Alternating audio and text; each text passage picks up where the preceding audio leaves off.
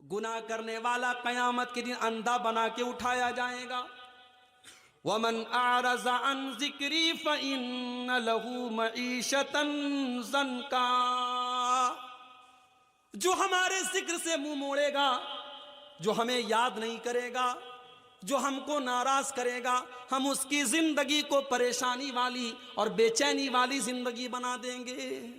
اس کی زندگی میں سکون نہیں ہوگا، اس کی زندگی میں شانتی نہیں ہوگی، اس کی زندگی میں چین نہیں ہوگا، اس کی زندگی بے سکونی والی ہو جائے گی، ڈپریشن کا شکار ہو جائے گا. دولت بہت ہوگی مگر راتوں میں اس کو نیند کی گولیاں لینی پڑیں گی، تب جا کر اس کو نیند آئے گی. اس کے گھر میں کھانے کی کمی نہیں ہوگی مگر چائے بنے گی تو کہے گا صاحب میری چائے میں چینی مت ڈالنا، مجھے شوگر ہو گیا ہے. چکن بنے گا تو کہے گا مجھے چکن مت دینا، مجھے شوگر ہو گیا ہے. ایک چیز کھائے گا تو 10 چیزوں سے پرہیز کرے گا. اتنی بیماریوں میں اللہ تعالیٰ ڈال دے گا. وَمَنْ أَعْرَضَ عَنْ ذِكْرِي فَإِنَّ لَهُ مَعِيشَةً ضَنْكًا. اگر مجھے بھول جاؤ گے، اگر مجھے یاد نہیں کرو گے، ہم تمہاری زندگی کو پریشانیوں والی زندگی بنا دیں گے. وَنَحْشُرُهُ يَوْمَ الْقِيَامَةِ أَعْمَى. اور قیامت کے دن ہم تمہیں اندھا بنا کر کے اٹھائیں گے. دنیا میں بڑا اچھا دیکھتا تھا، چشمہ بھی نہیں لگاتا تھا، مگر قیامت کے دن اندھا بنا کے اللہ تعالیٰ اٹھائے گا. قال رب لم حشرتنی اعمی وقد كنت بصیرا.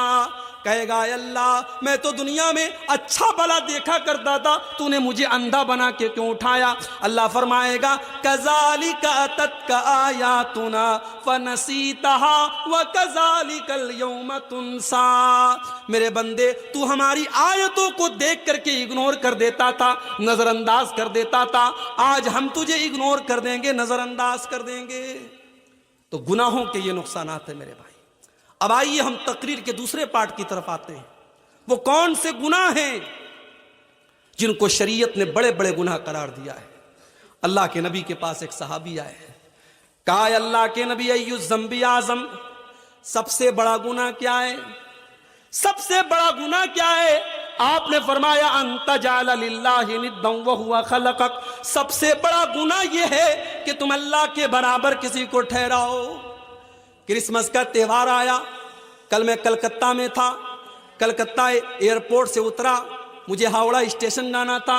میں بائک کے اوپر جا رہا تھا، راستے میں دیکھا بہت بڑا ٹینٹ لگا ہوا ہے اور بہت بڑی بڑی لائٹیں لگی ہیں اور کرسمس کا تہوار منایا جا رہا ہے. اور وہ تہوار منانے والا کوئی غیر مسلم نہیں ہے، مسلمان ہے. اس علاقے کا جو ایم ایل اے ہے، اس علاقے کا جو ایم پی ہے، وہ بیچارہ لوگوں کو خوش کرنے کے لیے کرسمس منا رہا ہے. میں کہتا ہوں ایسی پالیٹکس اور ایسی راجنیتی ہمیں نہیں کرنی ہے جس پالیٹکس کے چکر میں اور جس راجنیتی کے چکر میں اپنے دین اور ایمان سے ہمیں ہاتھ دھونا پڑے. ہمیں نہیں چاہیے ایسے ایم پی، ہمیں نہیں چاہیے ایسے ایم ایل اے جو اپنی توحید اور اپنے ایمان کا سودا کر لیں. میرے بھائی کرسمس منا رہے ہو. ہمارے نوجوان لڑکے جو کالجوں میں پڑھتے ہیں، جو ہماری نوجوان لڑکیاں کالجوں میں پڑھتی ہیں، یہ فیس بک کے اوپر بیچارے اپنے آپ کو بہت شانتی پریہ ثابت کرنے کے لیے 25 دسمبر کو یہ فیس بک پر لگاتے ہیں merry Christmas to all brothers and sisters. کیا کہتے ہیں؟ میری کرسمس، کرسمس کی مبارکباد دے رہے ہیں. تیرے بقرعید کا تہوار آیا تو کسی عیسائی نے بکرا تو نہیں کاٹا. تیری عید کا تہوار آیا تو کسی عیسائی نے آ کر کے تیری عیدگاہ میں 2 رکعت نماز تو نہیں پڑھی. تجھے بڑی خوشی ہے اس کے کرسمس منانے کی. تجھے معلوم ہے یہ کرسمس کا تہوار کیوں منایا جا رہا ہے؟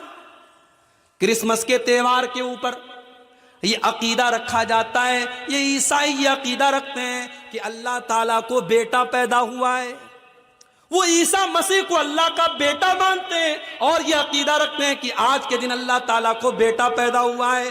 اے مسلمان، تیرے اللہ کو گالی دی جا رہی ہے، تیرے اللہ کو برا بھلا کہا جا رہا ہے، تیرے رب کو برا بھلا کہا جا رہا ہے اور تو کرسمس کی مبارکباد دے رہا ہے. تیرا عقیدہ تو یہ نہیں ہونا چاہیے. تیرا عقیدہ تو قرآن کی سب سے چھوٹی سورت میں بتا دیا گیا. قل هو اللہ احد اللہ الصمد لم یلد ولم یولد ولم یکن له کفوا احد. اے نبی آپ کہہ دیجئے اللہ ایک ہے، اللہ بے نیاز ہے، اللہ کا کوئی بیٹا نہیں اور اللہ کسی کا بیٹا نہیں. ولم یکن له کفوا احد، اور اللہ کے برابر کوئی نہیں. اللہ کا بیٹا بنایا جا رہا ہے، اور تو ہے میری کرسمس بول رہا ہے، تو مبارکباد دے رہا ہے۔ اور بنگال کی پولیٹکس میں یہ بہت زیادہ ہو رہا ہے، میں دیکھ رہا ہوں۔ غیر مسلموں کے تہوار ہوتے ہیں، ان کے مذہبی دیوی دیوتاؤں کے فوٹو لگا لگا کر کے ہمارے یہ مسلمان جو لیڈرز ہوتے ہیں یہ ان کو شبھ کامنائیں دیتے ہیں۔ وہ کہتے ہیں صاحب پولیٹکس سے کرنا پڑتا ہے، پولیٹکس کے نام پر اگر آپ کو اپنے دین اور اپنی توحید سے کمپرومائز کرنا پڑے تو ایسی پولیٹکس سے آپ توبہ کر لیجئے میرے بھائی، نہیں کرنی چاہیے ایسی پولیٹکس۔ اسلام کے اندر دو رنگی نہیں ہے، اسلام کے اندر دوگلا پن نہیں ہے، اسلام توحید والا مذہب ہے۔ اگر آپ اسلام کو مانتے ہیں تو توحید سے کبھی کمپرومائز مت کیجیے۔ اللہ کے پیارے نبی کے پاس آفر آیا، مکہ کے کافروں نے آفر دیا، اے محمد صلی اللہ علیہ وسلم ہم آپ کو ایک بڑا بہترین آفر کرتے ہیں، ایک دن آپ ہمارے بتوں کے آگے سجدہ کیجئے، ہم ایک دن آپ کے اللہ کے آگے سجدہ کریں گے، ایک دن آپ ہماری مذہب پر ہمارے مذہب کو فالو کیجئے اور ایک دن ہم آپ کے مذہب کو فالو کریں گے۔ بڑا اچھا آفر تھا، بیچ کا راستہ نکالا گیا تھا۔ جیسے آج کے زمانے میں بہت سارے مسلمان کہتے ہیں کہ بھائی اسلام بھی ایک مذہب ہے، کرسچینٹی بھی ایک مذہب ہے، جوئزم بھی ایک مذہب ہے، ہندوازم بھی ایک مذہب ہے، سارے مذہب ایک ہیں، راستے الگ الگ ہیں، منزل ایک ہے۔ معاف کرنا میرے بھائی، یہ عقیدہ اسلام کا عقیدہ نہیں ہے۔ اسلام کا عقیدہ یہ نہیں ہے کہ سارے راستے الگ الگ ہیں، منزل ایک ہے۔ اسلام کا راستہ یہ ہے منزل بھی ایک ہے اور راستہ بھی ایک ہے، اور وہ راستہ اللہ کا راستہ ہے، وہ راستہ رسول کا راستہ ہے، وہ راستہ اسلام کا راستہ ہے۔ وَمَن يَبْتَغِ غَيْرَ الْإِسْلَامِ دِينًا فَلَن يُقْبَلَ مِنْهُ، جو اسلام کو چھوڑ کر کے کوئی اور راستہ اپنائے گا اس کے مذہب کو اللہ تعالیٰ قبول نہیں کرے گا، سویکار نہیں کرے گا۔ وَهُوَ فِي الْآخِرَةِ لَمِنَ الْخَاسِرِينَ، اور آخرت میں وہ خسارہ اٹھانے والوں میں سے ہوگا۔ اور ہندو مذہب میں بھی یہی بات کہی گئی۔